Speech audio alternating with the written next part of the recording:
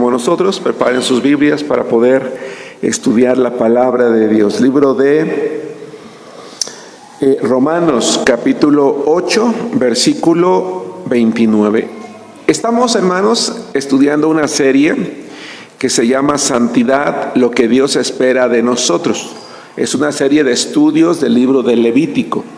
El título de la predicación que quiero compartir el día de hoy, hermanos, se llama Un excelente proyecto de vida.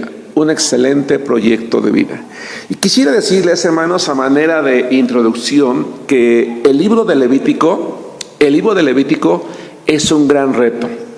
El contenido del libro de Levítico es un gran reto para déjame regreso mejor.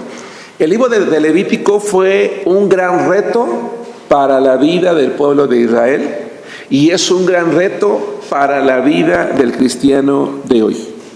Porque en el libro de Levítico Dios le va a comunicar a su pueblo Israel que Él debe de ser parte del proyecto de vida de la nación, de la familia y de cada persona en lo particular. Y de allí el título de la predicación de hoy, que se llama Un excelente proyecto de vida. Romanos capítulo 8, versículo 29, la palabra de Dios dice: porque a los que antes conoció, también los predestinó para que fuesen hechos conforme a la imagen de su Hijo, para que Él sea el primogénito entre muchos hermanos. Hermanos, ¿qué es un proyecto de vida? ¿Qué es un proyecto de vida? Un proyecto de vida es un plan personal a largo y mediano plazo que define metas y objetivos para el futuro. Pero lo más importante es que está basado en valores, en habilidades y aspiraciones individuales. Este plan ayuda a dar coherencia a la vida de una persona, proporcionando dirección y propósito para tomar decisiones y actuar de manera consistente con sus deseos y sus sueños. Es decir, una persona debe de, en la medida de lo posible, de planear qué quiere hacer con su vida. Tiene que valorar sus habilidades, tiene que valorar a dónde quiere llegar, pero sobre todo en este proyecto de vida siempre debe de considerar sus valores morales, en este caso, porque el proyecto de vida es algo aplicable a cualquier persona en el mundo secular y por supuesto en el mundo espiritual. Si una persona se sienta en algún momento de su vida a hacer un proyecto de vida, entonces su vida va a tener una dirección, va a tener un propósito, porque sabe qué quiere hacer, sabe qué quiere alcanzar. No por nada, por ejemplo, a los adolescentes cuando van en la secundaria ya se les empieza a preguntar: oye, ¿y ya pensaste qué vas a hacer de grande? ¿No? Y uno dice: oye, pero eso es que me falta mucho. No, la vida se va tan rápido que si tú no te vas encaminando hacia ese propósito y no tienes un proyecto de vida, te va a ser un poquito más difícil alcanzarlo. No es imposible, pero se alcanza mejor cuando se tiene un proyecto. Pero hay algo muy importante, vuelvo a decir, un proyecto de vida, incluso reconocido secularmente, no nada más debe de considerar las habilidades, no nada más debe de considerar las metas, sino que está basado en los valores morales. Y cuando investigué este concepto, hermanos, me llamó mucho la atención y quise que nos planteáramos una pregunta. La pregunta que me gustaría que nos planteáramos cada uno de nosotros el día de hoy es la siguiente: ¿el amar a Dios, santificarle y servirle debería de ser parte de nuestro proyecto de vida? Va de nuevo la pregunta: ¿el amar a Dios, santificarnos y servirle debería de ser parte de nuestro proyecto de vida? Es decir, ¿Dios debe de estar incluido en mi proyecto de vida? Yo debería de pensar en Dios cuando estoy planeando ser un obrero, un carpintero, un comerciante, un profesionista, un deportista, un artista, un cantante o cualquier otra cosa. La respuesta es sí. La voluntad de Dios, hermanos, es que si un hombre va a hacer un proyecto de vida y quiere que ese proyecto de vida llegue a la excelencia, por eso el título, un excelente proyecto de vida, considere sus valores morales. Esto que voy a hacer, ¿va de acuerdo a lo que yo creo? Hace poco me llamó la atención, incluso Daniel, uno de nuestros predicadores, nos hablaba de este actor, un actor muy famoso, hermanos, que muy famoso, y en sus películas le pedían tener una escena erótica, y él dijo: no, yo no puedo hacer eso, porque yo soy casado y yo respeto a mi esposa. Que vaya, pero es que es una actuación, no importa, va en contra de mis valores espirituales. Y fue muy bonito que él dijo: él va en contra de mis valores espirituales, yo no puedo hacer eso. Y no le dieron el papel que le implicaba millones de dólares, porque él dijo: esto no va de acuerdo a mis valores espirituales. Qué interesante. Un cristiano, cuando hace un proyecto de vida, ese proyecto de vida debe de estar basado en los valores bíblicos, en la voluntad de Dios. El pueblo de Israel acababa de salir de la esclavitud de Egipto. Iban a empezar una vida nueva, iban a tener sus propias casas porque habían sido esclavos, iban a llevar a sus familias a tener su propia tierra, y Dios les dice: lo primero que yo quiero que ustedes sepan es que conozcan mis leyes, que conozcan mis mandamientos, y que todo lo que ustedes van a llegar a hacer allá a la tierra que yo los voy a llevar debe de estar basado en este libro de la ley, en estos mandamientos. A través del libro de Levítico, entonces, hermanos, Dios quiere llevarnos a la santidad en cada área de nuestra vida. El contenido del libro de Levítico, hermanos, nos enseña a avanzar, no a retroceder. Es que si yo me preocupo por los valores espirituales, entonces no voy a crecer. Este actor que rechazó esta película después recibió contratos, hermanos, que le permitieron tener una mayor ganancia que la que iba a tener con la película que rechazó, porque puso a Dios en primer lugar. Entonces la Biblia quiere enseñarnos que cuando nosotros ponemos a Dios en primer lugar, nuestros valores espirituales en nuestros proyectos de vida nos permiten avanzar hacia las metas que nos proponemos cada día de nuestra vida, que permanezcamos vivos en este mundo, porque nuestra meta como hijos de Dios debe de ser como Cristo. Romanos capítulo 8 dice que Dios nos predestinó para que fuésemos hechos conforme a la imagen de su Hijo.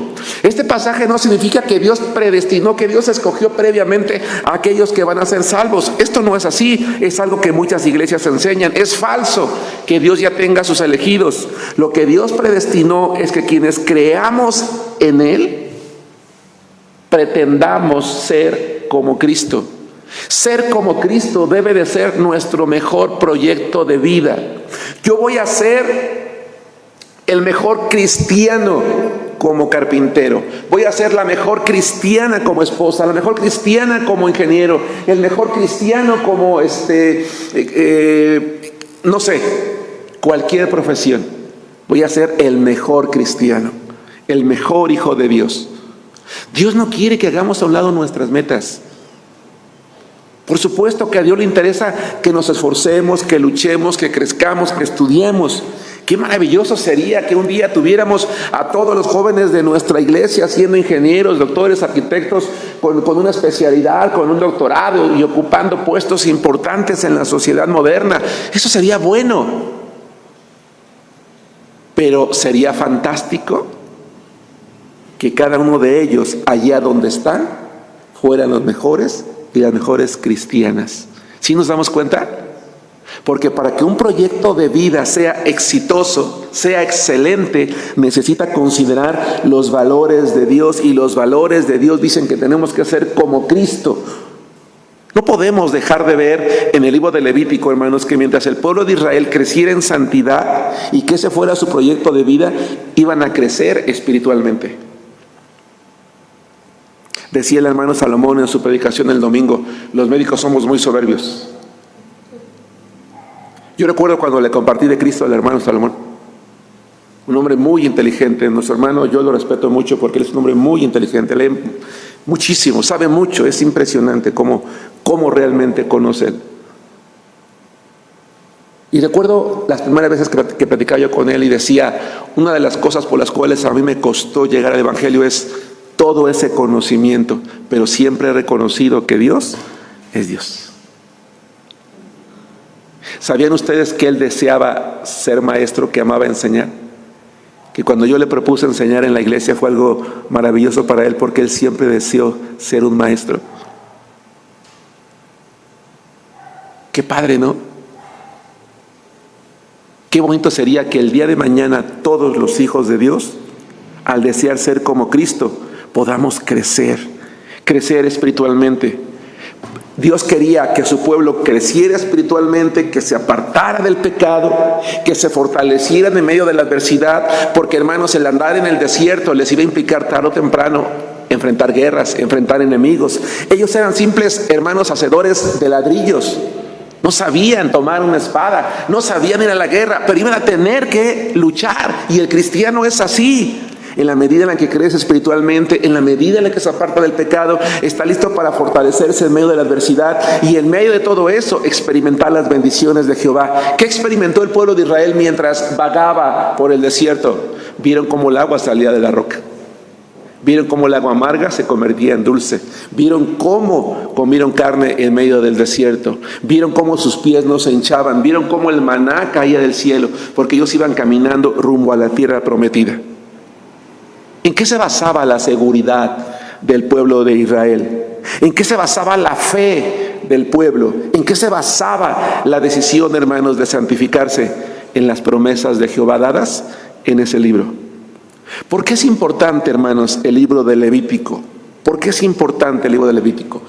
La fe del pueblo de Israel se basaba en la promesa de Dios de que el derramamiento de sangre iba a ser suficiente para hacerlos aptos todos los días delante de Él. Si analizamos como lo vamos a ir haciendo semana a semana, hermanos, el libro de Levítico, nos vamos a dar cuenta que Levítico es un excelente material para anunciar el Evangelio, porque Levítico habla del pecado, habla de la provisión de Dios a través del derramamiento de sangre, habla del perdón a través de la limpieza y la expiación, y habla de la seguridad de la redención por medio de la fe, en lo que figuraba cada uno de los sacrificios que tipificaban o miraban a Cristo. Es interesante. Ahora sí, vamos al libro de Levítico, capítulo 16, versículo 3. Y llegamos al capítulo 16, versículos 3. En realidad todo el capítulo toca el tema que yo estoy hablando el día de hoy, pero para economizar el tiempo solamente vamos a leer unas porciones. Y vamos a recordar, hermanos, que una de las celebraciones muy especiales que tenía que guardar el pueblo de Israel era el día de la expiación. Cada año era un día en particular en el que se ofrecían sacrificios, hermanos, por el pecado de todo el pueblo. Y en esa fiesta o en esa celebración del día de la expiación se anunciaban cada uno de estos 4 elementos. Por eso, hermanos, yo no sé si ustedes, algunos de los que están aquí en la transmisión, se han preguntado, el pueblo de Israel, ¿cómo fue salvo? ¿Qué entendió el pueblo de Israel? ¿Entendió lo mismo que entendimos nosotros hoy del Evangelio? Tal vez de manera distinta, pero los mismos puntos estaban anunciados por Jehová el Señor.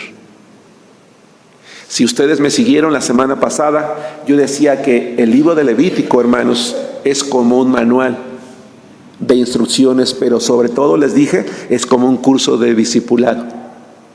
Dios discipuló en el desierto a su pueblo de Israel a través del libro de Levítico. Y en el libro de Levítico les anunció el Evangelio que miraba a Jesucristo. Vamos a ver el versículo 3. La palabra, después vamos a ir al 14, al 16 y luego del 29 al 34. El 3, Levítico 16, 3. Con esto entrará Aarón, era el sumo sacerdote, en el santuario con un becerro para expiación, ahí está, para el perdón de pecados, y un carnero, ¿verdad? El macho de la oveja, para el holocausto, para tener acercamiento, comunión con Dios. Versículos 14 al 16. Tomará luego de la sangre, ahí está la provisión del becerro, la provisión de Dios, y la rociará con su dedo hacia el propiciatorio. A ver, ¿qué era el propiciatorio? En el lugar santísimo, hermanos, lo que era el lugar de reunión. El lugar santísimo se dividía en dos partes, lugar santo y lugar santísimo. Y hasta adelante estaba el arca del testimonio, donde estaba guardada las tablas de la ley, la vara de Aarón que reverdeció y la vasija de maná. La tapa era oro puro, y la tapa de oro puro se conocía como propiciatorio, porque era un símbolo del trono de Dios, de la deidad, valga la redundancia, de Dios, la pureza de Dios, la majestad de Dios. Y encima había querubines que miraban, y lo único que veían era la tapa, el propiciatorio. No alcanzaban a ver la ley, porque el propiciatorio les estorbaba para ver la ley. En palabras más simples, Dios, cuando veía a su pueblo, no veía que en sus corazones habían violado la ley, sino la sangre que se rociaba encima, con lo cual pasaba por alto sus pecados. Entonces el sacerdote tomaba esa sangre, la rociaba hacia el propiciatorio, dice, esparcirá con su dedo 7 veces de aquella sangre. Después degollará el macho cabrío en expiación por el pecado del pueblo. Es decir, todo el pueblo tenía necesidad y la provisión era para todos. Y llevará la sangre detrás del velo adentro, es decir, ante la presencia de la gloria de Jehová. Y hará de la sangre como hizo con la sangre del becerro, y la esparcirá sobre el propiciatorio y delante del propiciatorio. Así purificará el santuario a causa de las impurezas de los hijos de Israel, de sus rebeliones y de todos sus pecados. Es decir, todo quedaba cubierto, santificado. De la misma manera hará también al tabernáculo de reunión, el cual reside entre ellos en medio de sus impurezas. Dios les está diciendo, ustedes han pecado. Para que puedan acercarme a mí, hay una provisión, el derramamiento de sangre. Cuando derramen esa sangre, yo les voy a perdonar. Y cuando yo los perdone, ustedes pueden estar seguros de lo que yo les ofrezco. ¿No es eso el Evangelio? Eso es el Evangelio. Vamos al versículo 29, hermanos, al 34. Dice la palabra de Dios, 29, y esto tendréis por estatuto perpetuo.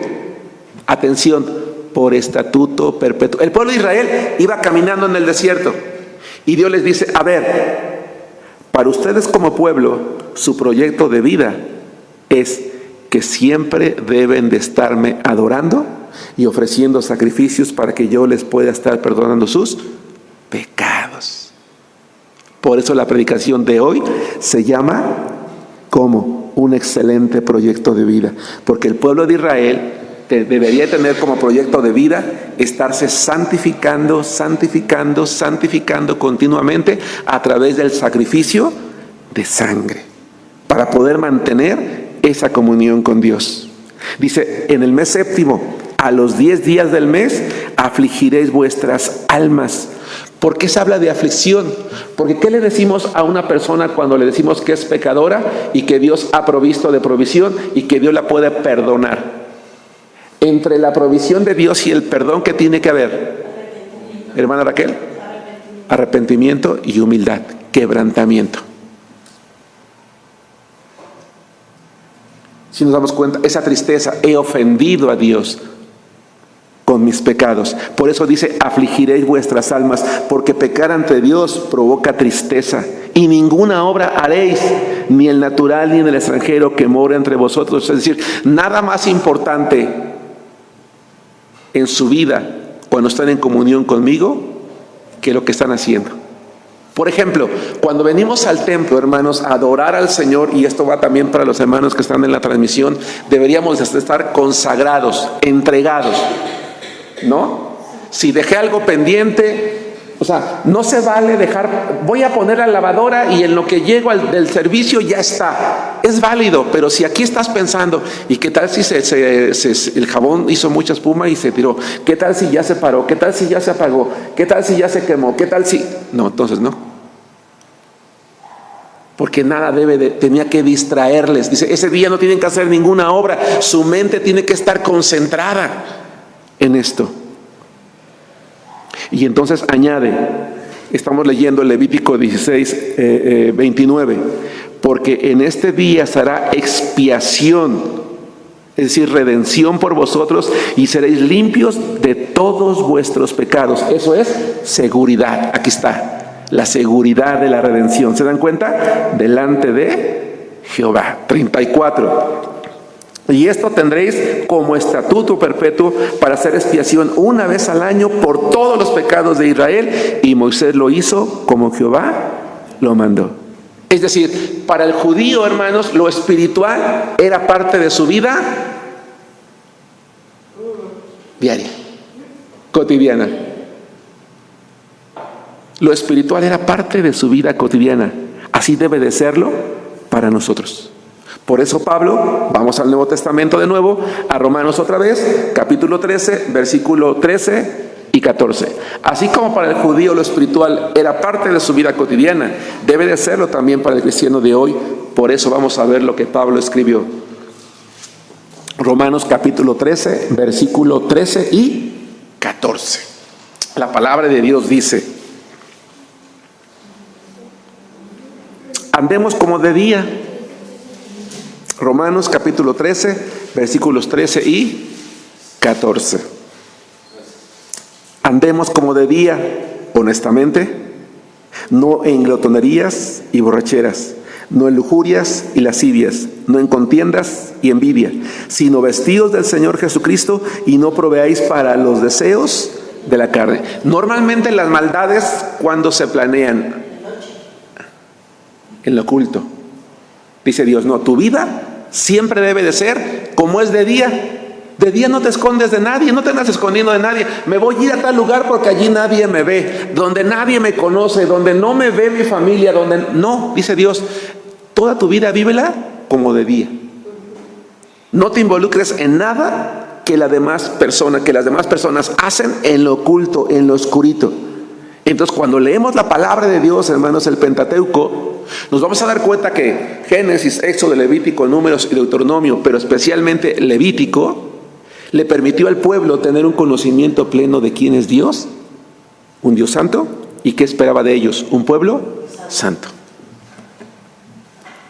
Es falso cuando alguien dice, yo creo que el pueblo no tenía un conocimiento pleno de Dios. No, sí lo tenía. A lo mejor no con tanta información como nosotros, pero tenían un conocimiento pleno de Dios. Por eso es que Él podía exigirles esto, santidad. Y entonces pensar en esto me trae una preocupación en el buen sentido de la palabra, porque si el pueblo de Israel con esto poco se le podía exigir santidad de parte de Dios, y estamos diciendo que tenían un conocimiento pueblo, nosotros con toda la Escritura tenemos un conocimiento más amplio de Dios. Y entonces eso me lleva a otra cosa. A veces, hermano, las personas decimos, y lo decía, si mal no recuerdo, yo hace poco en una clase o predicación, ya no lo recuerdo con sinceridad, es que Dios me ama como soy. No.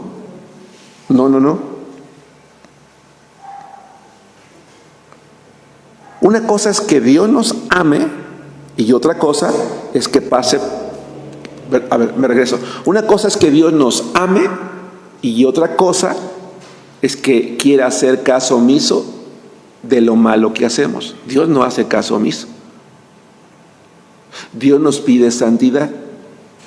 Dios quiere, hermanos, Dios quiere que nosotros hagamos algo. Que Él sea parte de nuestra vida cotidiana como alguien que la dirige, no como un simple acompañante. Hace tiempo leí una anécdota que me viene a la mente, hermanos. Va un hombre en su coche con su familia, a su lado va su esposa y atrás van sus hijos. Y más que una anécdota es una ilustración, ¿verdad? Porque normalmente una anécdota es algo que suele ser real, es una ilustración. Va un hombre en su carro con su esposa a su lado y atrás van sus hijos, van en la carretera y de repente ve a Jesús en la carretera y Jesús le pide que se pare y se para.